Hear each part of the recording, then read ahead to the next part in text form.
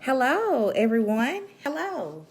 I am Bianca Moore, and I am a student at Sanford University, and I graduate December 2018. Woo, woo, woo.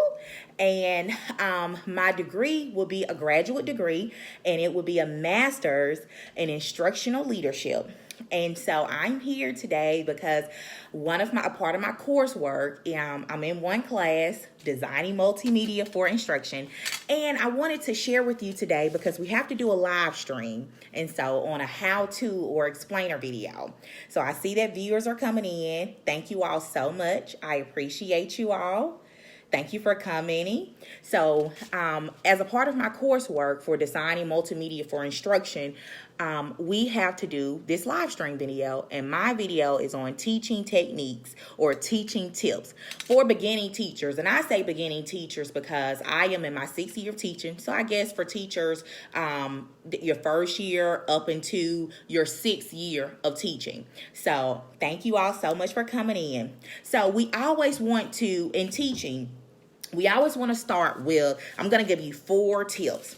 And in those 4 tips, I always want to give you learning goal or learning goals, and that's with any instruction. So here is our learning goal for today, and I hope you can see this on Facebook Live. And your learning goal is, I'm going to read it to you, I can listen to and learn 4 teaching tips. And that's pretty much it. And I'm hoping that you all comment right down here and engage with me. That's the whole purpose of this. And if you're here, just type in and say hello or give me a thumbs up if you can hear me. Or if you're ready to begin, if you're ready for a tip, okay. We have some hellos, we have some thumbs up. Thank you so much. All right. So teaching tip number 1. Remember, our goal for today is I can listen to, engage into 4 learning tips, 4 teaching tips. Tip number 1, greet your students. Anytime your students come through the door, you want to greet your students. This ties into relationship building because when your students enter in the classroom, you want that classroom to be very welcoming, very engaging. And if, for example, if I see a student coming in and I can see on their face that, hey, that student may not be in the best mood, or you can tell that something is wrong, then, hey, that's going to go into that relationship building so that anytime something goes on, that student may feel comfortable with you as the teacher. And whenever it's time for you to teach your content, whether you're a math teacher or whether you're an English teacher like me, then that student will be very comfortable with you. Greet your students, okay? All right. So the second tip, the first one, greet your students. And by the way, for my viewers that are coming in, I have a timer, and I set my timer for about 8 minutes, and it's on the microwave because we want to make sure that we're staying in a moderate time frame. Okay. Tip 2, establish clear expectations. And so I've listed some bullet points here, and that is to post your daily objectives, post your agenda, make it plain. What does that mean? I teach at the middle school level. So clear expectations is everything because we want the student and we want the learner to understand that if I say, come in, do your bell ringer on the board, I mean, do your bell ringer on the board. From a teacher aspect, I have to make sure that the bell ringer is up, that it's clear, that it's plain in a 7th grader's mindset or an 8th grader's mindset so that they can understand exactly what I want them to do. So that's establishing clear expectations. Just like I have my learning goal for today for you all, you want to make sure that you have that for your students as well. That's tip 2, establishing clear expectations. Okay? Give me a thumbs up if you can follow along, making sure that everybody is on the same page. If you have questions, I want you to type it in there. Do we have a thumbs up? Everyone following along? I take that as a yes. Okay. All right.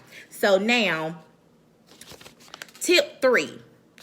Always call roll and post attendance accurately. And I say that because I'm a teacher. Whether you're at the middle school, like me, elementary, high school, collegiate, whatever the case may be, you want to make sure that you call roll. Oh, well, I saw such and such, or like, hey, you want to make sure that regardless of what goes on, you want to be sure that you take roll and you post that roll attendance and you post that correctly in iNow. So, for example, if you have your phone, just like I'm using this Facebook Live, you may want to be sure, you want to be clear that, hey, I'm going to have my phone with me, and by me having, I'm sorry, don't want to stay up. Okay, great. So you have your phone with you and you post that attendance daily. And if that means pulling up Chalkable, that's our tool for posting attendance. You pull up that Chalkable and you be sure that, hey, you have it at the door. Maybe you're at the door. Something has happened. A child needs you to tie their shoes. Their gum is gum on the seat. They need pencils, paper. We're dealing with live bodies. So I understand that you can feel bombarded. But be sure that you call roll and post it every period. Every period. Okay. The final tip 4, is be consistent and timely. I left that off. Be consistent and timely in your discipline, consequences, and rewards. And I want to leave you all with this one. If you're consistent, then if I ask you, and I know that sometimes we give chances because I give chances too, and you don't want to continue to give chances because you want to model the behavior. If you continue to enter class and you're not prepared and you want your students to be prepared, then hey, you have to let them know, I'm going to conference with you, but if you continue to do this, there are consequences. There are timely consequences. I'm not going to punish you or give you a consequence for something that you did in August and now it's October and you're continuing to do it and I've never conferenced with you. I've never made parent contact. You want to be sure that you are giving timely and consistent. And I put emphasis on that because I'm speaking with myself as well. You want to be sure that you're giving consistent discipline, consequences, and rewards. You want to reward your students who are doing what they're supposed to do. And those are things that students look for. As adults, we look for those things. So we want to be sure that we're doing that with them. My timer is going off, so I'm going to recap.